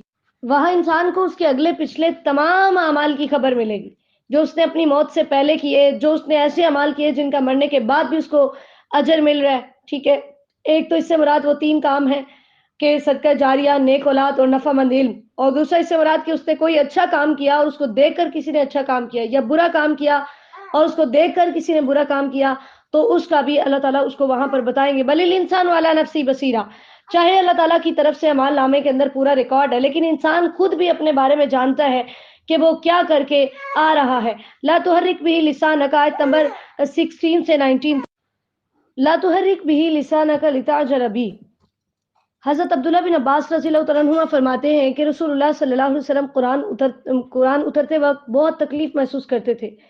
اس کی وجہ یہ تھی کہ آپ ساتھ ساتھ ہونٹ ہلاتے جاتے تھے. تو اللہ تعالیٰ نے یہ آیت اتاری کہ آپ اپنی زبان کو حرکت نہ دیجیے کہ اسے آپ جلدی حاصل کر لیں، بلکہ اس کو جمع کرنا اور آپ کا اس کو پڑھنا یہ ہمارے ذمہ ہے. ٹھیک ہے، تو پھر اللہ تعالیٰ نے واقعی آپ کو جب یعنی وہی نازل ہوتی ہے آپ خاموشی سے سنتے، پھر اس کے بعد جبرائیل علیہ الصلوۃ والسلام جب چلے جاتے تو نبی علیہ الصلوۃ والسلام کے لیے اللہ تعالیٰ نے اس کو آسان کر دیا کہ آپ اسی طرح اس کو پڑھ لیتے جیسے جبرائیل علیہ الصلوۃ والسلام نے پڑھا تھا. صحیح بخاری کی حدیث نمبر 5 ہے. اللہ تعالیٰ نے پھر ذکر کیا ہے کہ روز قیامت کچھ چہرے ایسے ہوں گے جو بہت ہی خوش ہوں گے، بڑے تر و تازہ ہوں گے اور وہ اپنے رب کی طرف دیکھ رہے ہوں گے. تو یہاں سے پتہ چلتا ہے کہ مومنین کو اللہ کا دیدار نصیب ہوگا کہ اللہ تعالیٰ اپنے چہرے مبارک سے پردہ ہٹائیں گے اور لوگوں کو اپنا جنتیوں کو دیدار کروائیں گے. صحیح مسلم کی حدیث نمبر 181 ہے. اور کچھ چہرے جو ہیں وہ اس دن ایسے بگڑے ہوئے ہوں گے. اللہ تعالیٰ ہمیں محفوظ فرمائے. اللہ تعالیٰ فرماتے ہیں کہ ان کے ساتھ ایسا معاملہ کیا جائے گا جو کمر توڑ کے رکھ دے گا. ہرگز نہیں، جب جان ہنسلی تک پہنچ جائے گی اور کہا جائے گا کون ہے جو دم کرے، اور وہی جدائی کا وقت ہوگا جب پنڈلی پنڈلی کے ساتھ مل جائے گی. یعنی یہ قیامت کی ہولناکی کا تذکرہ ہے. اللہ تعالیٰ ہمیں محفوظ فرمائے. اور اس دن سب کو چل کے اپنے رب کی طرف جانا ہوگا. فلا صدق ولا صلی، آیت نمبر 31 سے 40. یعنی یہ اتنا سخت سلوک ان لوگوں کے ساتھ کیا جائے گا جنہوں نے نہ حق کی تصدیق کی اور نہ نماز پڑھی، جنہوں نے جھٹلایا، اکڑتے ہوئے اپنے گھر والوں کی طرف گئے. اللہ تعالیٰ فرماتے ہیں ان کے لائق یہی عذاب ہے، کیونکہ انسان نے یہ سمجھ لیا تھا کہ یترا کا سدا اس اونٹ کو کہتے ہیں جو کھلا چھوڑ دیا جائے. یعنی انہوں نے یہ سمجھ لیا تھا کہ وہ کھلے چھوڑ دیے گئے ہیں، وہ جو مرضی کریں ان سے کوئی پوچھنے والا نہیں ہے. ایسا نہیں ہے. انسان اپنی تخلیق پہ غور کرے کہ جس رب نے اس کو ایک نطفے سے پیدا کیا اور پھر اس نے اس کو جمع ہوا خون بنایا، پھر اس نے اسے ایک تندرست انسان بنایا، پھر اس کے مذکر و مؤنث بنائے. الیس ذلک بقادر علی ان یحیی الموتى، کیا وہ اس بات پر قادر نہیں ہے کہ پھر وہ مردوں کو زندہ کرے؟ تو ان کو انکار نہیں کرنا چاہیے. سورۃ الدہر مدنیہ. بسم اللہ الرحمن الرحیم. هل اتى على الانسان حين من الدهر لم يكن شيئا مذکورا، آیت نمبر 1 سے آیت نمبر 22 تک. رسول اللہ صلی اللہ علیہ وسلم جمعہ والے دن فجر کی نماز میں سورہ سجدہ اور سورہ دہر پڑھا کرتے تھے. صحیح بخاری کی حدیث نمبر 891 ہے. اور اسی حدیث میں اس سورت کا دوسرا نام سورۃ الانسان بھی آیا ہے. اللہ تعالیٰ نے انسان سے یہ پوچھا ہے کہ ہاں بھائی بتاؤ، تمہیں یاد ہے کہ تو اب مر کر دوبارہ اٹھنے کو نہیں مان رہا؟ تجھے یاد ہے کہ میں تجھے ایسے وجود میں لایا کہ جب تو لم یکن شیء مذکورا، تو ایسی کوئی چیز نہیں تھا کہ جس کا تذکرہ ہوتا، یعنی تجھے عدم سے وجود میں لایا ہوں، میں نے تجھے ایک ملے جلے نطفے سے پیدا کیا۔ اس ملے جلے نطفے سے مراد مرد اور عورت کا نطفہ ہے۔ اللہ تعالیٰ فرماتے ہیں کہ پھر ہم نے انسان کو پیدا کر کے اس کی آزمائش کرتے ہوئے اسے دیکھنے کی، سننے کی، سمجھنے کی صلاحیت عطا کی، اور اس کے ساتھ ہی اللہ تعالیٰ فرماتے ہیں کہ ہم نے اس میں اچھائی اور برائی کی تمیز بھی رکھی، اور اسی کے ساتھ ہم نے پھر اس کو اختیار دے دیا، انا ہدیناہ السبیل اما شاکرا و اما کفورا، کہ اب وہ چاہے تو نیکی کے راستے کو اختیار کرے اور چاہے تو وہ کفر والے راستے کو اختیار کرے۔ ٹھیک ہے، اللہ تعالیٰ نے انسان کو اختیار دیا ہے، زبردستی نہ اللہ تعالیٰ مومن بناتے ہیں نہ ہی کافر بناتے ہیں، لیکن اب اگر کوئی اللہ کے اختیار کو غلط استعمال کر کے کفر کرتا ہے تو اس کے لیے زنجیریں ہیں، بیڑیاں ہیں، توق ہیں، بھڑکتی ہوئی آگ ہے۔ لیکن اس کے برعکس جو نیک لوگ ہیں، یشربون من کأسن، ان کو جام سے بھرے ہوئے پیالے دیے جائیں گے جن کے اندر کافور کی ملاوٹ ہوگی۔ کافور ایک خوشبودار پودا ہے کہ جس کے اندر سے جو چیز حاصل ہوتی ہے وہ اس کی خوشبو بھی ہوتی ہے اور وہ تاثیر میں ٹھنڈی بھی ہوتی ہے۔ اللہ تعالیٰ فرماتے ہیں کہ یہ ایک چشمہ ہے جس سے اللہ تعالیٰ کے مقرب بندے پئیں گے، یوفون بالنذر، جو نظر کو پورا کرتے ہیں۔ نظر سے مراد ہے اپنے آپ پر وہ چیز واجب کر لینا جو واجب نہیں ہے۔ اللہ تعالیٰ فرماتے ہیں، ہم نے تیسرے پارے میں اس کی ڈیٹیل پڑھی تھی، اور پھر وہ قیامت کے دن سے ڈرتے ہیں، وہ مال کی محبت ہونے کے باوجود وہ دوسروں کو کھانا کھلاتے ہیں، وہ یتیموں کے ساتھ، مسکینوں کے ساتھ، قیدیوں کے ساتھ اچھا سلوک کرتے ہیں، کیونکہ غلام بھی قیدی کے اندر ہی آتا ہے۔ رسول اللہ صلی اللہ علیہ وسلم کی آخری وصیت بھی یہی تھی کہ نماز اور اپنے غلاموں کا خیال رکھنا۔ اللہ تعالیٰ فرماتے ہیں کہ ان کے ان نیکیوں کا مقصد صرف یہ ہوتا، وہ کہتے ہیں کہ ہمیں کسی سے بدلہ نہیں چاہیے، انما نطعمکم لوجہ اللہ، ہم تو صرف اور صرف اللہ کی رضا مندی کے لیے کھلا رہے ہیں۔ اللہ تعالیٰ ہمیں بھی ایسا ایمان اور نیکیاں کرنے کی ایسی خواہش نصیب فرما دے۔ اللہ تعالیٰ فرماتے ہیں کہ وہ قیامت کے دن سے ڈرتے ہیں تو اللہ تعالیٰ ان کو اس دن کی برائی سے بچا لے گا، اس دن ان کو تازگیاں اور خوشیاں عطا کرے گا، ان کو بدلے میں جنت اور ریشم عطا کرے گا، وہ تختوں پر ٹیک لگائے ہوئے بیٹھے ہوں گے جہاں پر بہت زیادہ دھوپ بھی نہیں ہوگی اور بہت زیادہ سردی بھی نہیں ہوگی، کیونکہ یہ دونوں چیزیں جہنم سے ہیں۔ رسول اللہ صلی اللہ علیہ وسلم نے فرمایا، آگ نے اپنے رب کے پاس شکایت کی اور کہا ہے میرے رب، میرے بعض حصے بعض کو کھا گئے، تو اللہ تعالیٰ نے اسے دو سانسیں نکالنے کی اجازت دے دی، ایک سانس گرمی میں اور ایک سردی میں۔ یہ وہی ہے جو تم سخت گرمی محسوس کرتے ہو اور جو تم سخت سردی محسوس کرتے ہو۔ صحیح بخاری کی حدیث نمبر 537 ہے۔ اللہ تعالیٰ فرماتے ہیں پھر ان کے اوپر ایسے سائے ہوں گے جو بہت ہی قریب ہیں، اور وہاں پر میوے ان کے قریب کر دیے جائیں گے، وہاں پر ان کے اوپر سونے چاندی کے برتن، آپ خورے ان کے اوپر پھیرائے جائیں گے، اور وہ شیشے کے ہوں گے جو ان کو دیے جائیں گے اور جس کے اندر وہ پئیں گے۔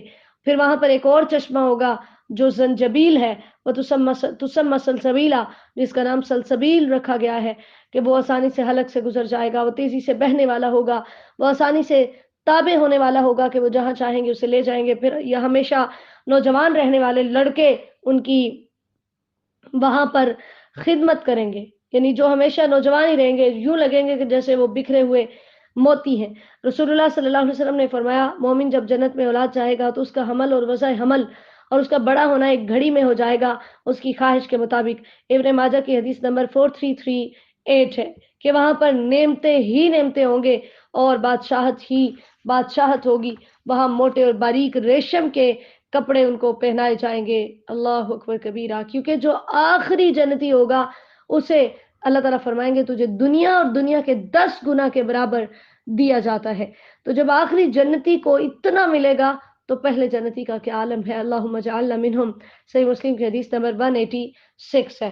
موٹے اور باریک ریشم کے کپڑے پہننے ہوں گے، اسی وجہ سے دنیا میں مردوں کے اوپر ریشم حرام ہے، اور اللہ تعالیٰ فرماتے ہیں وہاں سونے چاندی کے کنگن ان کو پہنائے جائیں گے۔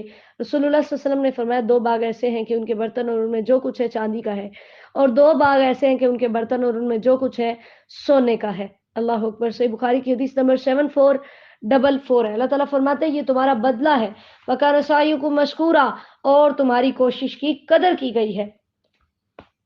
دوسرا رکوع ہے اِنَّا نَحْنُ نَزَّلْنَا عَلَيْكَ الْقُرْآنَ تَنزِيلًا، آیت نمبر 3 سے 31 تک اللہ تعالیٰ فرماتے ہیں یہ قرآن ہم نے تھوڑا تھوڑا کر کے آپ پہ نازل کیا ہے، لہٰذا اگر یہ نہیں مان رہے آپ پریشان نہ ہو، آپ اپنے رب کے حکم کے لیے صبر کیجئے، اور صبح و شام رات کی گھڑیوں میں آپ اپنے رب کے لیے سجدہ کیجئے، اس کا نام ذکر کیجئے، اس کی تسبیح بیان کیجئے۔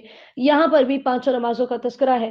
اللہ تعالیٰ فرماتے ہیں ان کو پیدا کرنے والے ہم ہیں، ٹھیک ہے، جب ہم چاہیں گے ہم ان کو ختم کر کے ان جیسے اور لوگ بھی لا سکتے ہیں۔ اب اگر کوئی نصیحت حاصل کرنا چاہے تو وہ کر سکتا ہے، وما تشاؤون الا ان یشاء اللہ، لیکن تمہارا تقدیر پہ ایمان ہونا چاہیے کہ اللہ جو چاہے گا وہی ہوگا، تمہاری چاہت کچھ نہیں کر سکتی، کیونکہ اللہ ہر چیز کو جاننے والا کمال حکمت والا ہے، وہ اپنی رحمت میں جسے چاہتا ہے داخل کرتا ہے، لیکن جو ظالم ہے اس کے لیے اس نے دردناک عذاب تیار کر رکھا ہے۔ اللہ تعالیٰ ہمیں اس عذاب سے محفوظ فرمائے۔ سورۃ المرسلات مکیہ، بسم اللہ الرحمن الرحیم، والمرسلات عرفا، پہلا رکوع ہے آیت نمبر 1 سے آیت نمبر 40 تک۔ اللہ تعالیٰ نے یہاں پر چند قسمیں کھائی ہیں، اور اللہ تعالیٰ نے ہواؤں کی قسم کھائی جو جانے پہچانے معمول کے مطابق چھوڑی جاتی ہیں، تو انہوں تیز چلنے والی ہواؤں کی قسم کھائی، بادلوں کو اٹھانے والی ہواؤں کی قسم کھائی، انہیں پھاڑ کر جدا کرنے والے بادلوں کی قسم کھائی، ہواؤں کی قسم کھائی، ٹھیک ہے، اور اللہ تعالیٰ نے یہ قسمیں کھا کر بتایا انما توعدون لواقع، جس قیامت کا تم سے وعدہ کیا جا رہا ہے وہ واقع ہونے والی ہے، ٹھیک ہے۔ یعنی یہ 5 خوبیوں والی جو ہوائیں ہیں وہ اس بات کی گواہی دے رہی ہیں کہ قیامت جس کا وعدہ کیا جا رہا ہے وہ ضرور آنے والی ہے۔ اس وجہ سے تمہیں اس کا انکار نہیں کرنا چاہیے، اور تم یاد کرو جب قیامت قائم ہوگی، ستارے مٹا دیے جائیں گے، آسمان کو کھولا جائے گا، پہاڑ اڑا دیے جائیں گے، اور رسولوں کو بلایا جائے گا۔ اللہ تعالیٰ فرماتے ہیں ان سے پوچھو یہ سارے کام ابھی کیوں نہیں ہو رہے، کس دن کے لیے ڈیلے کیے جا رہے ہیں؟ لیوم الفصل، فیصلے کے دن کے لیے۔ وما ادراک ما یوم الفصل، تجسس پیدا کیا جا رہا ہے اس کی اہمیت کو بیان کرنے کے لیے کہ ان سے پوچھئے وہ یوم الفصل کون سا ہے۔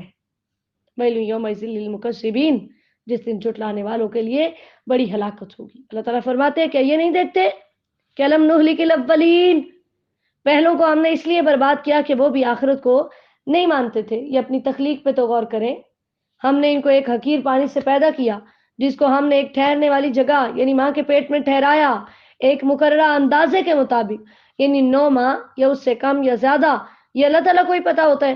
اللہ تعالیٰ فرماتے ہیں لیکن جھٹلانے والوں کے لیے بہت بڑی ہلاکت ہے۔ یہ زمین کو دیکھیں ہم نے کیسے اس کو سمیٹنے والی بنایا ہے، یعنی یہ بھی اللہ تعالیٰ کا ہم پہ بہت بڑا احسان ہے کہ وہ ہمارے مردوں کو سنبھالتی ہے۔ اگر یہ دفن کا سسٹم نہ ہوتا تو ہم اپنے مردوں کو کہاں لے کر جاتے؟ پھر یہ بھی اللہ تعالیٰ کی قدرت ہے کہ اس نے اس زمین کو ٹھہرانے کے لیے اس پہ پہاڑ گاڑے، اور پھر اللہ نے اس پہ ہمارے لیے پانی جاری کیا جس کو ہم پیتے ہیں۔ یاد رکھو کہ ان سب کو اللہ کی طرف چل کر جانا ہے، جہاں پر یعنی ان سایوں کی طرف، اس جہنم کی طرف ان کو جانا ہوگا، لا ذلیل ولا یغنی من اللہب، جہاں کوئی سایہ نہیں ہوگا، شعلے ہوں گے، اور شعلے بھی ایسے ہیں کہ جیسے وہ بڑے بڑے محلات ہیں، جیسے وہ زرد اونٹ ہے، اتنے بڑے آگ کے شعلے نکل رہے ہوں گے۔ ویل یومئذ للمکذبین، اللہ تعالیٰ فرماتے ہیں جھٹلانے والوں کے لیے بڑی ہلاکت ہے کہ جس دن وہ بات نہیں کر سکیں گے، جس دن وہ کوئی عذر پیش نہیں کر سکیں گے۔ یاد رکھیے قیامت کے دن مختلف مراحل ہوں گے، کسی لمحے وہ بات کر سکیں گے، اور کسی لمحے زبانوں پر مہریں لگ جائیں گی اور وہ بات نہیں کر سکیں گے۔ اللہ تعالیٰ فرماتے ہیں یہ فیصلے کا دن ہے جس میں ہم تمہیں اور تمہارے پہلوں کو سب کو ہم اکٹھا کریں گے۔ دوسرا رکوع ہے ان المتقین فی ظلال و عیون، آیت نمبر 41 سے 50 تک۔ اللہ تعالیٰ فرماتے ہیں اس کے برعکس جو متقین ہیں وہ سایوں اور چشموں میں ہوں گے، ان کو من پسند میوے ملیں گے، انہیں کہا جائے گا کہ تم ہر چیز مزے سے کھاؤ کیونکہ محسنین کو ہم ایسا ہی بدلہ دیتے ہیں۔ وہاں پر جھٹلانے والوں کے لیے ہلاکت ہوگی، ان سے کہا جائے گا کلوا وتمتعوا قلیلا انکم مجرمون، کہ دنیا میں تھوڑا سا جتنا تم نے کھانا ہے کھا لو کیونکہ تم مجرم ہو۔ اور جب ان سے کہا جاتا تھا ارکعوا لا ارکعون، جب انہیں کہا جاتا کہ اللہ کے لیے جھکو، رکوع کا معنی ہوتا ہے جھکنا، یعنی اللہ تعالیٰ کے احکامات کے سامنے سر تسلیم خم کرو، تو وہ جھکتے نہیں تھے، وہ نماز نہیں پڑھتے تھے۔ ویل یومئذ للمکذبین، اللہ تعالیٰ فرماتے ہیں اس دن جھٹلانے والوں کے لیے بڑی ہلاکت ہے۔ فَبِأَيِّ حَدِيثٍ بَعْدَهُ يُؤْمِنُونَ، یہ قرآن جو اتنا مؤثر کلام ہے، یہ اس پر ایمان نہیں لا رہے تو اس کے بعد پھر یہ کس بات پر ایمان لائیں گے؟ اللہ تعالیٰ ہمیں ان آیات کی روشنی میں اپنی اصلاح کرنے کی توفیق عطا فرمائے، اور ہمیں بھی اپنی آخرت کو یاد کرنے کی توفیق عطا فرمائے، ہمارے صغیرہ و کبیرہ گناہ معاف فرمائے، ہماری نیک حاجات کو پورا فرمائے۔ اللہ ہمیں قیامت کی ہول ناکیوں سے محفوظ فرمائیے۔ یا الہی ہماری التجائیں پوری فرمائیے، ہمیں دنیا و آخرت میں کامیاب و کامران فرمائیے۔ یا الہی ہم سب سے راضی ہو جائیے، ہماری مدد فرمائیے، ہمارے والدین پہ اپنی رحمتوں کا نزول فرمائیے۔ یا اللہ ان کی بیماریاں دور فرمائیے، ان کی پریشانیاں دور فرمائیے، جن کے والدین فوت ہو چکے اللہ ان کی مغفرت فرمائیے۔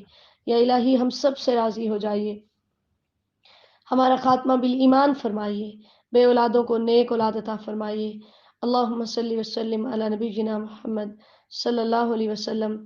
السلام علیکم ورحمۃ اللہ وبرکاتہ۔ سبحانک اللہم وبحمدک، اشہد ان لا الہ الا انت، استغفرک واتوب الیک۔